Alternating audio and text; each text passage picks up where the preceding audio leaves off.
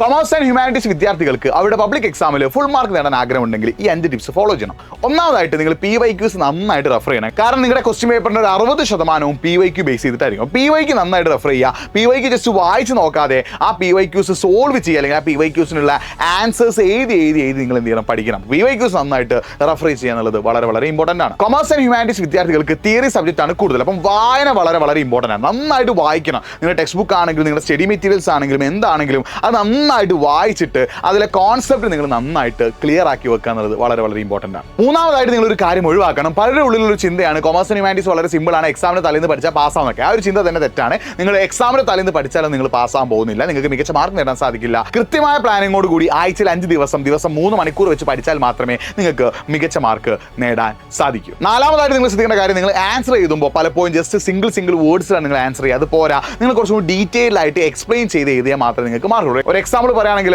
4 മാർക്കിന്റെ ക്വസ്റ്റ്യൻ ആണ്, ചുരുങ്ങിയത് ഒരു 5 പോയിന്റ് നിങ്ങളുടെ ആൻസർ ആയിട്ട് എഴുതണം. 5-6 മാർക്കിന്റെ ക്വസ്റ്റ്യൻ ആണെങ്കിൽ 8-10 പോയിന്റ്സ് നിങ്ങൾ അവിടെ എന്ത് ചെയ്യണം, കുറച്ചൊന്ന് എക്സ്പ്ലെയിൻ ചെയ്ത് എഴുതിയാൽ മാത്രമേ നിങ്ങൾക്ക് അവിടെ മാർക്ക് കിട്ടുള്ളൂ. അഞ്ചാമതായിട്ട് നിങ്ങൾ ഫോളോ ചെയ്യേണ്ട കാര്യം, നിങ്ങളുടെ സ്കൂൾ ടീച്ചേഴ്സ് ക്ലാസ് എടുക്കും. അത് ബിസിനസ് ആണെങ്കിലും അക്കൗണ്ടൻസി ആണെങ്കിലും എക്കണോമിക്സ് ആണെങ്കിലും ഹിസ്റ്ററി ആണെങ്കിലും പൊളിറ്റിക്സ് ആണെങ്കിലും കറക്റ്റ് ക്ലാസ് ശ്രദ്ധിക്കുക എന്നുള്ളതും ക്ലാസ് എടുക്കുമ്പോഴുള്ള കാര്യങ്ങളൊന്ന് നോട്ട് ചെയ്യുക. നിങ്ങൾ ഏതെങ്കിലും ഗൈഡോ ടെക്സ്റ്റ് ബുക്കോ ഫോളോ ചെയ്യുന്നുണ്ടെങ്കിൽ ആ ടെക്സ്റ്റ് ബുക്കിലും ഗൈഡിലും നിങ്ങൾ ഇമ്പോർട്ടൻ്റ് ആയുള്ള കാര്യങ്ങൾ ഹൈലൈറ്ററോട് മാർക്ക് ചെയ്യുക, സർക്കിൾ ചെയ്ത് വെക്കുക. ഡൗട്ടുകൾ ഉണ്ടെങ്കിൽ ടീച്ചേഴ്സിനോട് ചോദിക്കുക. ഈ രീതിയിലൊക്കെ നിങ്ങൾ പഠിച്ചാൽ മാത്രമേ നിങ്ങൾക്ക് കൊമേഴ്സ് ആൻഡ് ഹ്യൂമാനിറ്റീസിൽ മികച്ച മാർക്ക് നേടാൻ സാധിക്കും. അപ്പോൾ ഇത്തരം അപ്ഡേറ്റ്സിനായിട്ട് ചാനൽ ഒന്ന് ഫോളോ ചെയ്താൽ നിങ്ങൾക്ക് എന്തെങ്കിലും സ്റ്റഡി ടിപ്പ് ആവശ്യമുണ്ടെങ്കിൽ ആ സ്റ്റഡി ടിപ്പ് നിങ്ങൾ ഒന്ന് കമന്റ് ബോക്സ് ടൈപ്പ് ചെയ്യാം, നമുക്കത് സെറ്റ് ആക്കാം. So follow.